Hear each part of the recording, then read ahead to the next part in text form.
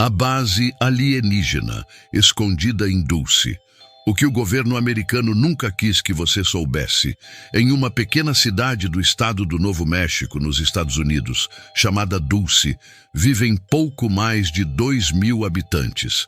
É um lugar pacato, rodeado por colinas e terras indígenas dos Apaches Jicarilla. Porém, desde os anos 1970, essa cidade tem sido o centro de uma das mais arrepiantes e persistentes teorias sobre a presença de alienígenas na Terra. E o mais surpreendente, segundo ex-agentes, militares desertores e até cientistas arrependidos, debaixo de Dulce estaria escondida uma base subterrânea gigantesca, compartilhada entre seres humanos e extraterrestres. Uma instalação tão secreta que nem mesmo os altos escalões do governo têm acesso a tudo o que acontece ali.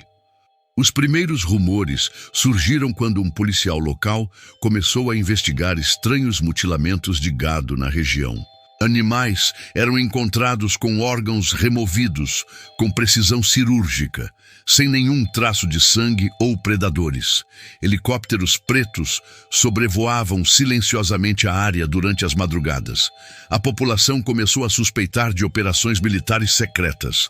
Mas foi apenas em 1979 que o caso explodiu com o testemunho de Phil Schneider, um engenheiro que teria trabalhado na construção de túneis subterrâneos a mando do governo americano. Segundo ele, durante a escavação de uma nova galeria em Dulce, os trabalhadores acidentalmente romperam uma câmara natural. E o que encontraram lá dentro não era deste mundo. Phil relatou que os túneis revelaram uma rede já existente, habitada por seres de aparência reptiliana. O encontro levou a um confronto armado entre forças especiais dos Sequestrais e os alienígenas. Ele dizia ter sido um dos poucos sobreviventes do incidente, perdendo parte de sua mão e sofrendo queimaduras graves. Após isso, segundo Phil, os acordos com os alienígenas se intensificaram. Humanos permitiam que os extraterrestres realizassem experimentos genéticos em troca de acesso à sua tecnologia. Schneider também revelou que a base teria 7 níveis subterrâneos, sendo que os mais profundos seriam controlados exclusivamente por seres não humanos. Lá, haveria laboratórios onde experiências de clonagem, manipulação genética, híbridos entre humanos e aliens e até transferência de consciência estariam sendo conduzidas há décadas. O mais alarmante é que, pouco tempo após fazer palestras públicas revelando esses segredos, Phil foi encontrado morto em seu apartamento. A causa oficial? Suicídio por estrangulamento com uma mangueira de borracha. Porém, amigos e familiares disseram que ele havia sido ameaçado diversas vezes e que possuía documentos e implantes retirados de seu corpo que confirmariam suas alegações. Mas Dulce não é o único lugar com relatos como esse. Nos últimos anos, diversos denunciantes militares, incluindo o ex-oficial da Força Aérea dos Estados Unidos, David Grush, em 2023, afirmaram que os Estados Unidos mantêm programas secretos de engenharia reversa de naves não humanas e que há conhecimento e posse de restos biológicos de entidades inteligentes não terrestres. E a pergunta que paira no ar é: se tantas pessoas de dentro estão falando, por que continuar ignorando?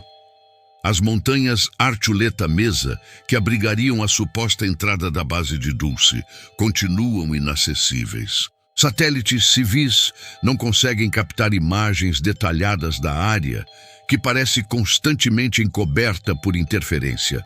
Moradores locais relatam luzes no céu, tremores estranhos sob a terra, barulhos metálicos vindos do subsolo e até avistamentos de criaturas de olhos negros e pele acinzentada espreitando em meio à neblina noturna. E mesmo com tantos indícios, nenhuma investigação oficial jamais foi aberta. Tudo é descartado como lenda urbana ou delírio coletivo. Mas será mesmo que estamos diante de uma conspiração de proporções globais? Dentre os relatos que reforçam ainda mais as suspeitas sobre a existência de bases alienígenas em cooperação com humanos, está o depoimento de Thomas Castello, um suposto ex-oficial de segurança da própria base de Dulce. Segundo ele, sua função era monitorar os níveis intermediários, que serviam como áreas de contenção e comunicação entre os andares militares e os setores dominados pelas entidades não humanas. Ele afirmava que o local possuía dezenas de corredores automatizados, elevadores magnéticos e sistemas de segurança baseados em leitura de retina e DNA. Mas o que mais chocava em seu testemunho era o conteúdo dos laboratórios escondidos nos níveis mais profundos. Castello revelou que em andares como o nível 6 e o nível 7 eram mantidos milhares de corpos e híbridos armazenados em tanques criogênicos. Esses seres, segundo ele, estavam em diferentes estágios de desenvolvimento. Alguns com aparência quase humana, outros completamente alienígenas, mas todos vítimas de experimentos envolvendo manipulação genética e cruzamento de espécies. Muitos desses projetos, de acordo com seu relato, eram conduzidos pelos próprios alienígenas, com autorização tácita das autoridades humanas envolvidas. Em dado momento, movido pelo horror do que testemunhava, Castello decidiu denunciar tudo. Disse ter coletado documentos, fotos e vídeos, escondendo-os em locais secretos nos Estados Unidos e até fora do país. Ele passou a viver como fugitivo, sempre mudando de endereço, até desaparecer por completo. Nunca mais foi visto. Oficialmente, ele nunca existiu, e seus registros profissionais sumiram. Ainda assim, parte do material que ele alegava ter escondido apareceu na internet anos depois, alimentando ainda mais a crença de que havia muito mais verdades escondidas do que se imaginava. Outro detalhe curioso vem da cooperação internacional entre governos. Muitos ufólogos acreditam que o tratado assinado entre os Estados Unidos e os alienígenas também envolvia outras potências, como a Rússia, China e até o Brasil. Em 1977, por exemplo, o famoso caso da Operação Prato, conduzida pela Força Aérea Brasileira no Pará, revelou que oficiais brasileiros estavam documentando dezenas de ataques de luzes não identificadas contra moradores da cidade de Colares. Vários deles apresentaram ferimentos semelhantes à radiação e alguns chegaram a descrever abduções. O comandante da missão, Uiranger Rolanda, relatou pessoalmente que seres altos, loiros e olhos claros foram avistados em determinadas ocasiões. Pouco tempo após dar entrevistas sobre o caso, ele foi encontrado morto em sua casa, com o veredito de suicídio. Mais uma morte misteriosa, somada a tantas outras de pessoas que ousaram falar demais.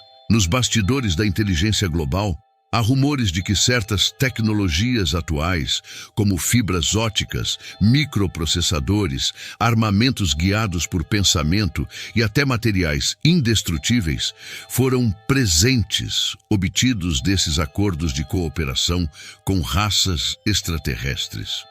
Alguns insiders afirmam que a corrida espacial nunca foi apenas uma competição política, mas um esforço silencioso para contatar e responder a sinais vindos de civilizações muito mais antigas que a nossa. Supõe-se que artefatos misteriosos foram encontrados na Lua, em Marte e até sob as águas do Oceano Pacífico, locais esses protegidos por programas secretos com vigilância constante. E há ainda os programas paralelos, como o chamado MILAB, Military Abductions, no qual humanos seriam sequestrados por militares em nome de experiências envolvendo simulações de abdução para estudar comportamento psíquico e manipulação de memória. Muitas vítimas relatam cicatrizes, traumas psicológicos e sensações de que algo foi implantado em seus corpos. E, em alguns casos, objetos metálicos realmente foram extraídos sem qualquer explicação médica plausível. O mais assombroso disso tudo é que, apesar da vastidão de informações, depoimentos e evidências físicas, o tema continua sendo tratado com escárnio por grande parte da mídia tradicional. Tudo é rotulado como conspiração, apesar do crescente número de ex-militares, pilotos, cientistas e até agentes da CIA e do Pentágono que confirmam em entrevistas recentes que não estamos sós e nunca estivemos. E o que você acha disso? Acredita em discos voadores? Em seres de outro planeta?